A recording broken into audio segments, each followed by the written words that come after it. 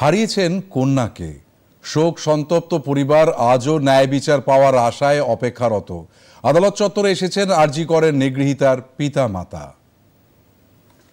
2 মাস ধরে সমস্ত শুনেছেন এবং সমস্ত কাগজপত্র দেখেছেন, উনি যা সেই রায় দেবে, ওনার উপরে পুরো ভরসা আছে। বলছি যে এই যে কালকে বলছিলেন যে মুখ্যমন্ত্রীর কথা বলছিলেন, স্বাস্থ্য সচিবের কথা বলছিলেন, এরা সমস্ত কর্তব্যে গাফিলতি, এবং মুখ্যমন্ত্রী নিজে পর্যন্ত বলেছেন রাত্রি 2টো পর্যন্ত জেগে এই বিষয়টাকে মনিটরিং করেছে। ওনার কি এত ইন্টারেস্ট ছিল সেটাই আমরা জানতে চাই।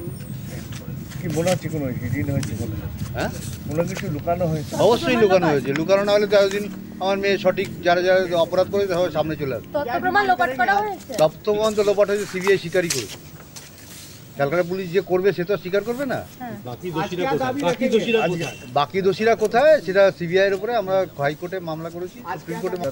সব আসবে। আপনারা দেখুন, আপনারা সঙ্গে থাকুন। আপনারা যেভাবে প্রথম দিন থেকে আমাদের সঙ্গে আছেন, সবাই সামনে আসবে, সব অপরাধীদের সামনে আসবে এবং সঠিক বিচার আমরা পাবো।